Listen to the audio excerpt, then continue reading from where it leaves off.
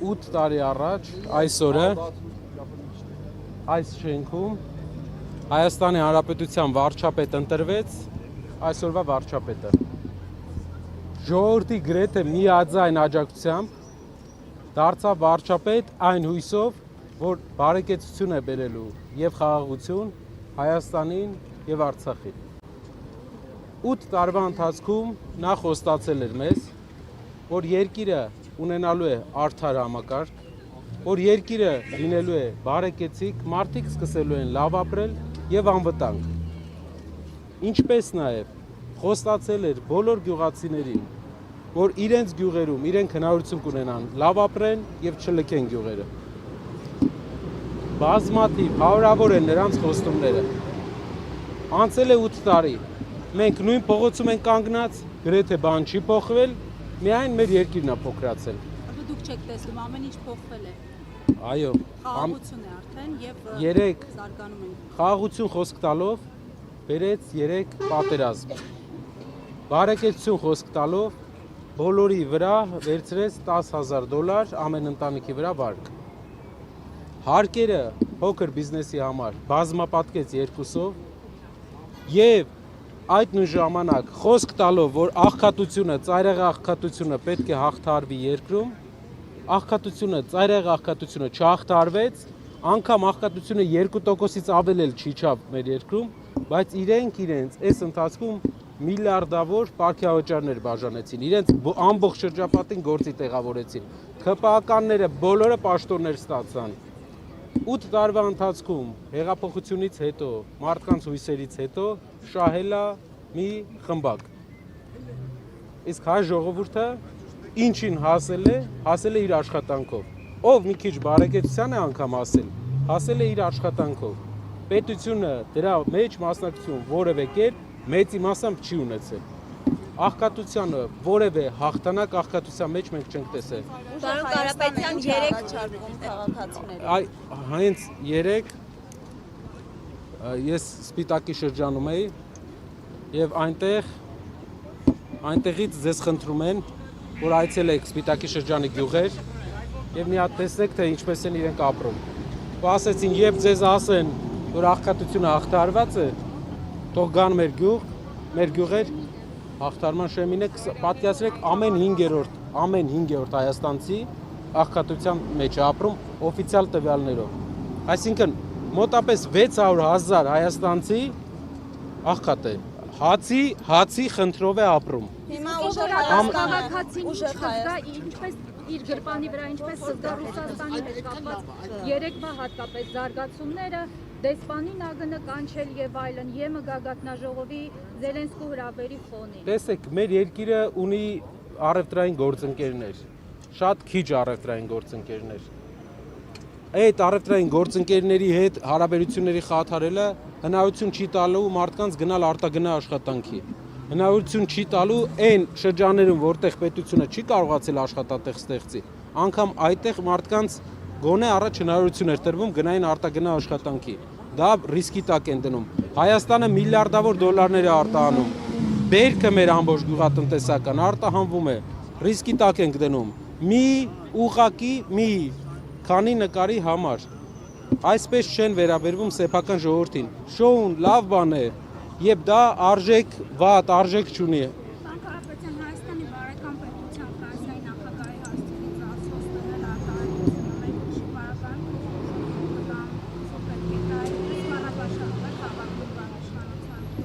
Եկեք բառապաշարների մրցույթը եթե հայտարարենք, մենք մի տեղ կա, որ մենք իրապես զիջում ենք քաղաքացիական պայմանագիր կուսակցությանը։ Դա բառապաշարների օգտագործման հաճախականության եւ տերմինոլոգիայի մեջ։ Այն բառապաշարային, այն բառամթերքը, որ իրենք են մտցրել Հայաստան, այլ երբեք Հայաստանում չի եղել։ Ամեն օր նոր վիրավորանք, ամեն օր մի նոր սանդղակ են խփում բարձրանում ու դրա հիմնադիրը հենց այսօրվա վարչապետն է, ու մեր ժողովրդի դեռ միամիտ հատվածը շարունակում է հավատալ։ Այդ մարդը, այսինքն դուք ճիշտ եք համարում Հայաստանի վարչապետի կողմից, ես էլ ձեզ եմ հարցնում, ճիշտ եք համարում մարդկանց ձեր ներկայությամբ անգամ չեմ կարող ասել ինչ բառապաշար օգտագործել, մարդկանց հասցեին։ Երբ որ մեր երկրի ղեկավարը մեր սրբազան հայրերի հասցեին վերջի բառներ օգտագործում, դուք իրան հարցրել եք։ Պարոն Կարապետյան, Իսկ դուք երեք Նիկոլ Փաշինյանը ձեր լրատվամիջոցը հարցրել է։ Պարոն Կարապետյան, երեք Նիկոլ Փաշինյանը հասունիսից հետո հայտարարեց, որ դատական հայցել է կազմելու Սամվել Կարապետյանի դեմ այդ սնկերի վերաբերյալ Ինչն է հարցը, ասում եք չի կերել, թե որն է խնդիրը։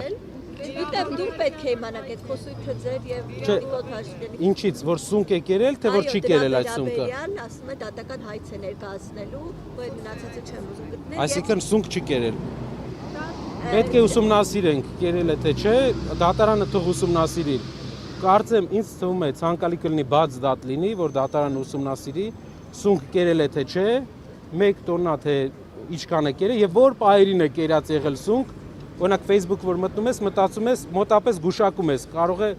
հուսով եմ դա սունկն է, այսպես ասեմ։ Եթե այսպես է մեկնարկել ես խոսույթը, ավարտը ո՞նց է։ Տեսեք, այս ամեն ինչը մեր ժողովրդի համար առաջնային կարևորությունը ուրիշ բան է։ Կարապետյանի խոսույթի մեջ առաջնային բանը, որ երկրին պետք է մարդիկ պետք է իրենց տանը, իրենց գրպանի վրա, իրենց երեխաների կյանքի որակի վրա տարբերությունը զգան։ Սա պետք է մենք բերենք։ Հայաստանը ինչ է առաջարկում։ Առաջարկում է երկրի հիմնական գործը պետք է լինի առաջին իսկ օրվանից 3-4 ամսվա ընթացքում մենք մի քանի ծրագիր ենք անում։ Ծայրահեղ աղքատության ծրագիրն է 150,000 դրամ յուրաքանչյուր 5 հոգանոց ընտանիքին, ով ծայրահեղ աղքատ է։ Այդ գումարը տալու են հայ աշխարհի հարուստ հայ գործարարները 70%-ը եւ 30%-ը միայն մասնակցելու է պետությունը։ Ասեմ իմիջայլոց, ոչ ոք Հայաստանում չի կարող այդպիսի ծրագիր անի, որովհետեւ ոչ մի գործարար այսօր պետության կոչով, ոչ մի համաշխարհային հայկական կապիտալի տեր, ոչ թե այն գործարարները, ով ստիպված են ձեռք սեղմում անել, հայկական սփյուռքի ոչ մի մեծ գործարար այս իշխանության կոչով չի անի այդպես բան։ Իսկ Սամվել Կարապետյան, դուք գիտեք, գրեթե բոլոր հայ մեծ գործարարները մեր ընկերներն են, գրեթե բոլոր Սփյուռքի մեծ գործարարները մեր ընկերներն են, դուք էլ բազմաթիվ անգամ տեսել եք, գիտեք, կարող եք ուսումնասիրել։ Սոցիալական ծրագրերից անդին նաև տնտեսական եւ անվտանգային հարցերն են, տեսանք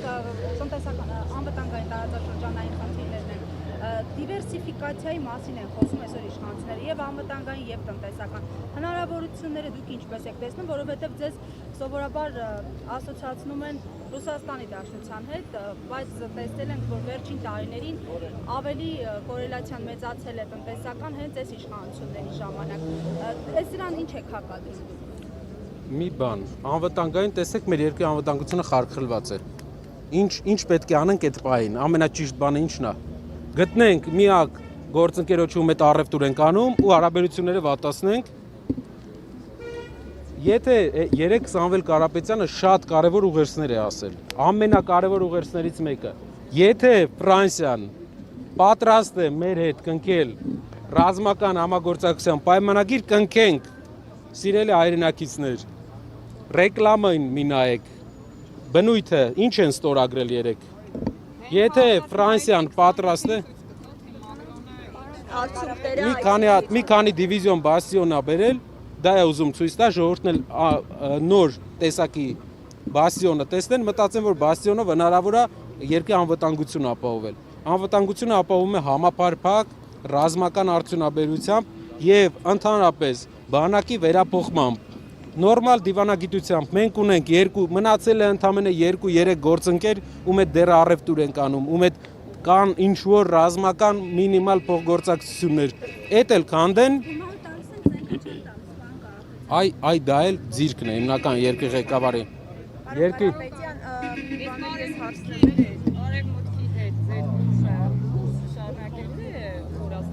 Տեսեք, Ամերիկայի Միացյալ Նահանգներում հանրապետական կուսակցությունն է իշխանության, որի հետ արժեքային առումով դուք գիտեք, որ արժեքային առումով քրիստոնեական արժեքների վրա հիմնված կուսակցություն է, ով իշխանության վրա է, երկրի ղեկավարը Ամերիկայի Միացյալ Նահանգների գործարար է։ Մենք տեսնում ենք կա ընդհանրություններ, կան եղել են կապեր իրար մեջ, կա Ամերիկայի Միացյալ Նահանգների այս իշխանությունների հետ մենք մեծ պոտենցիալ ենք տեսնում աշխատանքի։ Եվրոպական միության մի շարք լիդերներ, ովքեր հեսա պարտվելու են ընտրություններում, Պետք է մենք հասկանանք, օրինակ, 1 տարի հետո Ֆրանսիայի ղեկավարը ով է լինելու։ Ամենայն հավանականությամբ բոլոր հարցումներով Ֆրանսիայում փոխվելու է երկրի ղեկավար։ Տեսնենք ինչ դիրքավորմամբ ղեկավարը լինել, բայց Հայաստանի ղեկավարը չի կարող Ֆրանսիայի ղեկավարի հետ բարեկամ չլինել։ Բոլոր մեր առաջնորդների ժամանակ, հիշում եք ֆրանկոֆոնիան, հիշում եք մինչև այդ Ֆրանսիայի ղեկավարները եկել են մեր ազգերը բարեկամ, եղբայրական, բարեկամ ազգեր են։ Երկրի ղեկավարի ձիրքը չէ, դա ազգի ընդհանուր երկու ազգերի ձիրքն է։ Ու դա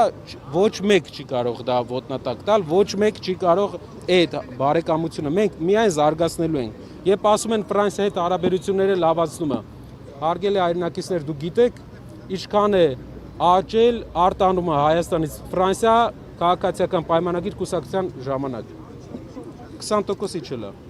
Իսկ Ռուսաստան ինչքան է աճել։ Ռուսաստան 400 անգամ ավելի շատ ապրանք ենք սկսել ուղարկել, քան Ֆրանսիա ենք ուղարկում։ 18 թիվ։ Կարակ Պարոն Կարապետյան, Իվանել հարցնեմ, ազգային ժողովի մոտ այս ընտրությունը ստեղից մեկնարկը նորից մի հատ Հիմնական, այո, 8 տարի առաջ այսօրը այստեղ իշխանության է եկել մի մարդ, ով խոստացել է ամեն ինչ, բայց մեր ժողովուրդը ստացել է գրեթե, այո, շնորհակալ եմ։ Ավարտեմ։ 8 տարի առաջ իշխանության է եկել մարդ, ով այսքան բան խոստանալուց հետո մենք այսօր տեսնում ենք, որ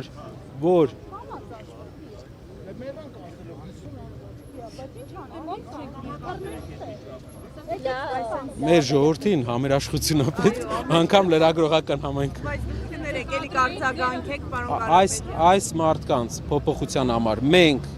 հայ ժողովրդին, բոլոր ընդդիմադիրներին կոչ ենք անում, բոլոր ընդդիմադիր հայացքով մեր հայրենակիցներին, ժողովուրդ ջան, ժյուրի մրցույթ չի։ Մենք պայքարում ենք, մեր հայրենիքն է, բայց մենակ մեր հայրենիքը չի, ձեր հայրենիքն էլ է։ Մտել ենք այս պայքարի մեջ, մինչև վերջ պայքարում ենք։ Մասնակցեք, աջակցեք իրար հետ, փոխենք, փոփոխություն է պետք, այս մարդկանց ճամփել է պետք։ Իրանք վատ խոսույթ են մտցնում, կռիվ են մտցնում մեր մեջ, կռիվ են մտցնում շրջապատում, ուր հայտնվում են ձախողում կա։ Միակ հաջողությունը պարտք վերցնել ծախելն է։ Պետքա փոխենք, պետքա այս շենքը չլինի տխրություն հիշեցնող, ստրեսներ հիշեցնող, պարտություն հիշեցնող շենք։ Այս շենքը պետքա լինի մարդկանց համար հույսի տեղ։ Մենք վերադառնալու ենք այստեղ 1.5 ամսից եւ այդ ժամանակ մենք սկսելու ենք մեր երկրի վերակառուցումը։ Կարապետյան, իմ եթե կարելի 24 ժամ ժամանակ է տվել, եթե տեսանյութը տեսել եք, ձեր գրառումից հետո ասում է Նարեկ Կարապետյանին 24 ժամ ժամանակ է տալի, ինչու այդպեսի խոսույթով խոսում ու իմ անունը չի նշում, ասում է որ բախվում եք, գուցե ձեր փաստաբաններն են խոստումել, որ իր անունը չնշեք, խնդիրներ չունենաք։ Այդ ձեր գրառման խոսքը խաղատների հետ կապված։ Շատ լավ, տեսեք, չեմ մարդը երևի չի պատկերացնում, որ ինքը չէ, ինքն էլ մի հատ ուրիշ գործիչ էլ կա, ինչ որ ժամանակ տալու հետ կապված բաներ ունեին։ Իրենք չեն ժամանակ տվողը, իրենք իհարկե մեզանից ժամանակ խլողներն են։ Իրենք խլել են մեր ժողովրդից բազմաթիվ 24 ժամեր։ Իրանց ներկայությամբ իրենք ելնում են, իրանց լավ զուգված, զարդարված ման են գալի, ժողովրդին հույս են ծախում, վերջում մարդիկ մնում են իրանց խրճիթներում, իրանք էլ ամեն տարի ավելի բարեկեցիկ են ապրում։ Իրեն պատասխանել եմ, անունն էլ նշել եմ, հետո էլ նեղացել է, որ անունն եմ նշել։ Ես չգիտեմ ինչից ոնց ասենք։ Նշել եմ անունը հետո։ Խլելուց խոսեցիք, հեծը խլելու մասին։ Տեսեք, մի հատ ուրիշ բան, երկրորդ պոստում նաև ներկայացրել եմ խաղատների հետ կապված, օնլայն կազինոների հետ կապված։ Մեր առաջարկն է սահմանափակել խաղադրույքների չափը, փոքր չափեր դնել, որպեսզի մարդիկ տները չկրվեն, բիզնեսները չկրվեն, իրենց ամենօրյա աշխատավարձը չկրվեն։ Դա վատ բան է։ Եթե վատ բան է, թող ասեն վատ բան է։ Ինչու է ինքը ամեն անգամ բերում այդ օրենքները փոխում ու 20 միլիարդ դոլար խաղադրույքներ են արել։ Երկրի հնան 30 միլիարդ դոլար է ժողովուրդ։ 20 միլիարդ խաղադրույք արել այ ժողովուրդը անցած տարի։ Էսի երկրի տնտեսությունը ոնց է զարգանալու։ Երբ մեջը այդքան կորուստ ենք տալի, այդքան խաղադրույք արվում, այդ գումարները ուր է գնում։ Մեր առաջարկն է փոխենք, սահմանափակենք, չեմ ասում փակենք, որտեղ հայ բիզնեսներն թող զարգանան, դուրս ելնեն, դրսի շուկաներ, սահմանափակենք չափը, դրուկաչափերը։ Կարող եմ մի բան հարցնել։ Կարապետյան, դուք ասացիք, որ սոցիալական ծայրահեղ ապահովության մեջ գտնվողներին 150 դրամ Այո։ գումար աշխատան, այդ ձեր նախաձեռնությունն էլ է քննադատության ենթարկվել, այն համատեքստում, որ դուք փոխանակ խթանեք, որ մարդիկ աշխատեն, բացի ձեր 300,000 աշխատանքներ ստեղծելուց, դուք մարդկանց գումար եք տալիս եւ այդպիսով սովորեցնում, որ իրենք ամսական այսքան չափով գումար են ստանալու եւ պարզապես չեն աշխատելու։ Եկեք մի բան ասեմ, Էլի ջան։ Ով որ ցանկանում է, որ չանենք այդ ծրագիրը, իր ընտանիքով թող գնա 2 ամիս այդ խրճիթներում մարդկանց, այն խրճիթներում, որ մենք գյուղեր այցելությունից տեսնում ենք, թող ապրեն։ Մի հատ այդ մարդկանց կյանքով ապրեն, գան մեծ խոսան։ Մարդկանց պատկերացրեք, ասում խթանեք, մենք չենք կարող 6 ամսվա ընթացքում արդյունաբերական զարգացումը 5 տարի է տևում։ Մենք այս հարյուրավոր գործարանների կառուցումը տևելու է 5 տարվա process է, բայց մարդիկ ծայրահեղ աղքատ են այսօր։ Երբ հայ ժողովրդի մեջ կան այսքան միլիոնատերեր, միլիարդատերեր Սփյուռքում, ովքեր իրապես լավ իշխանության ժամանակ հարգալից իրենց հանդեպ իշխանության ժամանակ ուզում են օգնել իրենց հայրենակիցներին։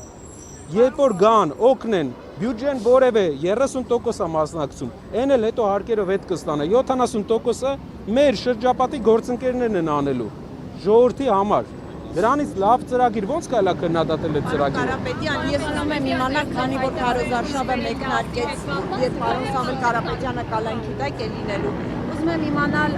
ո՞նց է ինքը այս փուլում, ինչ մասնակցություն է ունենալու, ո՞նց է դիրքավորվելու, երբ որ հնարավորություն չունի դուրս գալու։ Տեսեք, պատմական ունիկալ շրջան է ու պատմական ընտրություն է նրանով, որ հիմնական ընդդիմադիր առաջնորդը տնային կալանքից է քարոզչական process-ներին մասնակցում։ Երբ որ հնարավորություն լիներ ինքը այստեղ լիներ, դուք արայիք այդ հարցերը իրեն տայիք։ Հիմա մի հատ ավարտի։ Եվ հիմնական հարցը ինչն է, արդարություն խոստված իշխանությունը իր ընդդիմադիրին կալանավորել է։ Ու կալանավորել է բոլորս գիտեն քաղաքական հոդվածով։ Ժողովուրդ ջան, մարդ կա որ կասկածում է որ քաղաքական հոդվածով է կալանավորել։ Այս մարդը վերածվում է դիկտատորի, նոր սկսում է վերածվել։ Այն բաները ինչ ինքը կանի ընտրություններում իր քիչ հավանական հաջողության դեպքում, սա դեռ մուլտն է։ Իսկ ո՞նց է Նենց մասնակցելու այնպիսի բաներ է սկսելու անել, որից մեր ժողովուրդը զգալու է սովետական ամենածանր բռնաճնշումների հոտը։ Մարդը աշխատանքից հարյուրավոր մարդիկ է հանում։ Մարդը ուղիղ հայտարարում է, որ բոլոր պաշտոնյաներին ես գաղտնա լսում եմ։ Պաշտոնյան իրավունք չունի ընդդիմադիր լինի։ Որևէ պաշտոնյա պետական։ Իրանք սարքում են ոստիկանական երկիր։ Մի հատ օրինակ բերեմ, որ դուք հասկանաք։ Ամերիկայի հետ համաձայնագրի մեջ փոխգործակցության Ադրբեջանը մտցրել էր նույն կետը Ադրբեջանով, այսպես էր։ Ադրբեջանը ռազմական համագործակցության ռազմական զենք գնելու իրավունք էր ստացել։ Նույն կետով Հայաստանը ոստիկանության աջակցության սարքավորում էր ստացել։ Ո՞նց է մասնակցելու պարոն Կարապետյան այս Հանրային ելույթները հիմնականում իհարկե տնից եւ տնային կալանքից է լինելու։ Ցավոք դա այդպես է, բայց մենք այս վիճակում ենք, որ երկրի իշխանությունը հատել է նաեւ այդ սահմանը, բայց պետք է ժողովուրդ ջան, մենք դա ընթացքում բան կլինի, կփորձենք։ Դե պատկերացրեք 3 ժամ, 3 ձեր հարցերին պատասխանել է։ Այդ մարդն էր պատասխանում, թե ուրիշ մարդ էր։ Այդ մարդն էր պատասխանում։ Կարապետյան եւ վերին դասի հետ կապված է հայտարարությունը, որ այլևս մեքենա չի կանգնելու, այսպես տարընկալումների տեղին։ Տեսեք, պատմեմ։ Ասում են ինչպես։ Մի կողմից գիտենք եղանակային պայմաններն են, մյուս կողմից Ռուսաստանն է հաճախ սկզբումները խստացնում, սանիտարական այսպես խնդիրներ հայտնաբերում, որն ի դեպ հայ գործարարների բնորոշմամբ արհեստական է։ Ինչպես է այս արգելքները վերացնել։ Լուծումը վերին Լարսի ինչն է։ Ժողովուրդ ջան, վերին Լարսով ասում է Վրաստանի, Ադրբեջանի, Հայաստանի եւ Թուրքիայի բեռները։ Այս բոլոր երկրներից մենակ ԵԱՏՄ-ի անդամը Հայաստանը։ Հայկական բեռները հնարավորություն ունեն ոչ թե մաքսային ընդհանրակարգ անցնեն Լարսում, սպասեն հերթի տակ, այլ անցնեն սահմանը երկրի խորքում ավելի հարմար պայմաններում առանց հերթ անցնեն, քանի որ մենք ընդհանուր տնտեսական գոտի ենք, մաքսային գոտի ենք։ Ժամանակին մեզ առաջարկվել է, որ տերմինալ կառուցվի ավելի խորքում, որ հայկական մեքենաները չկանգնեն, վստահ եղեք, դա անելու ենք, այնպես չի որ այս իշխանությունը մի հատ վերին Լարսի հարց չի լուծում, ժողովուրդ, մենք վերին Լարս մի հատ ճամփա է, էլի։ Այդ հարցը ոնց կարա նորմալ իշխանությունը չլուծի։ Դուք նենց ենք մեզ խեղճացրել, որ մի հատ ճանապարհի մասին կարանք ժամերով խոսանք։ Դա մի հատ պայմանավորվածություն է, մի հատ աշխատանքը, մի հատ տերմինալի կառուցումը եւ վերջ։ Բայց կիսում եք այն տեսակետը, որ Ռուսաստանը հաճախ արհեստական այդ խոչընդոտները, թե փաստաթղթային, թե սանիտարական ստեղծում։ Պետություններ կան, որ ամեն ինչ կախված է այդ երկրի հետ հարաբերություններից։ Մենք պետք է այնպես անենք, որ այդ երկիրը ցանկանա հայկական ապրանքները առնելու, ցանկանա հայ գյուղմթերքը առնելու։ Մի հատ օրինակ ձեզ բերեմ։ 8 տարվա ընթացքում վերջի իշխանության ժամանակ 40,000 հեկտար չի մշակվում։ Առաջ մշակվում էր 240,000 հեկտար էր մշակում առաջ։ Հիմա 200,000 հեկտար է մշակվում։ 8 տարվա ընթացքում, որպեսզի հասկանաք, մի ամբողջ Մասիսի շրջան, կարելի ասել, թողել են մի Երևանի տարածքից 2 անգամ շատ տարածք, էլ չի մշակվում։ Ու իջնում է, խնդրեմ ունենք մենք։ Ինչն է խնդիրը։ Պետք է արտաքին աշխարհի հետ առևտուր անենք։ Վերին լարսը փոքր լուծում է, ու դա են հեշտ լուծումներից է։ Աստված տա բոլոր խնդիրները այդպեսին լինեն։ Շնորհակալ եմ։ Հետի հետ կապված հստակեցում էլի $380,000 մասն է կարծեմ խոսքը, այդքան է առաջարկում։ Չեմ արձագանքում, իրանք ինչ ուզում են, մենք պայքար ենք անում իրանք փոխելու համար, երկրում փոփոխություն բերելու համար, ինչ ուզում են իրանք ակտիվները, բան մեզ այդ առումով ընդհանրապես չի հետաքրքրում։ Ժողովուրդ, մենք ժուրի չենք, պետք է իրար հետ կպնենք ու փոխենք, այս մարդկանց ճամփենք, ուրիշ ձև չկա։ Այս մարդիկ բերում են մեր երկիր, ուրիշ ազգ են բնակեցնելու։ Չեն կարողանալու մերժեն։ Չեն կարողանալու Ալիևին մերժի ինքը։ Ինչ ուզելա, ստացելա։ Շնորհակալ եմ։